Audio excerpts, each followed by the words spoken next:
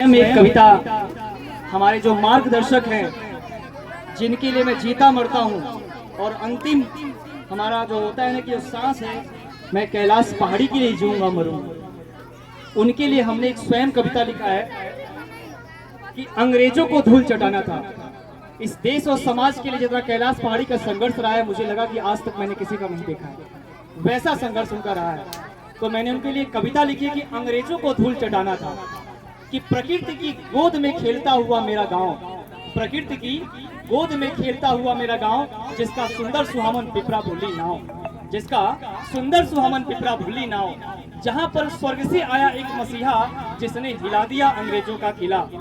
न जाने किस मिट्टी का था यारो, न जाने किस मिट्टी का था यारो, किसी भी यातनाओं से दूर ना भागा। अद्वैत भैया, किसी भी यातनाओं से दूर ना भागा।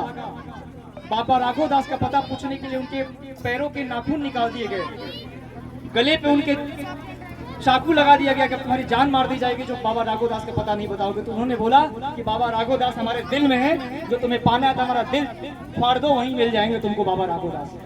तब उन्होंने मैंने लिखा है कि किसी भी यातनाओं से दूर ना भागा, और चाहा होता तो खूब ऐसे ले सकता था, ही पिता की जमींदारी मस्ती भी हो सकता था। वो एक जमींदार के बेटे थे। तो पर यारो वो भारत माँ के वीर सपूत, जिसकी आंखों में बस आजादी का सपना था, और बरहज के बाबा राघव दास की वह पुण्य धरा थी, बरहज के बाबा राघव दास की वह पुण्य धरा थी, जहां पर आजादी लेने की निर्णय ठानी थी। और बरहज से लेकर वाराणसी तक बैंक लूट में संलिप्त हुआ, और क्रांति की अमित ज्वाला लिए माँ भारती को स्वतंत्र कराने चल दिया। क्रांति की अमित ज्वाला लिए माँ भारती को स्वतंत्र कराने चल दिया। और दो आजीवन कारावासों से भी ना वो पस्त हुआ, उनको दो आजीवन कारावास दिया हुआ था। तो मैंने लिखा कि दो आजीवन कारावासों से भी वो नापस्त हुआ। वो माँ भारती का लाल जेल तोड़कर फुर हुआ, फिर देश में ना कोई ठिकाना था, नेपाल की पहाड़ियों से अंग्रेजों को धूल चटाना था।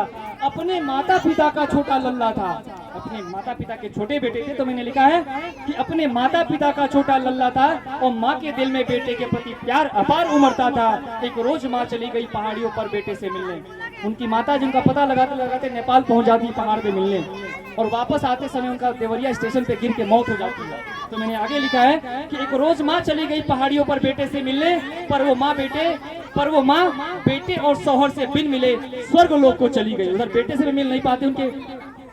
नहीं, कैलाश बाबा देखते हैं कि हमारी माँ आ रही है, हमको देख लेगी तो निश्चित घर पे लेके जाएगी, तो अपने दोस्तों से कहती हैं कि कह दो यहाँ पे कैलाश है ही नहीं, झूठ बोल करके।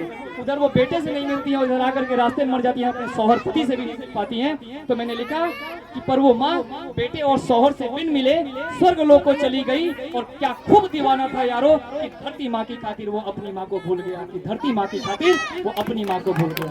बहुत बहुत धन्यवाद।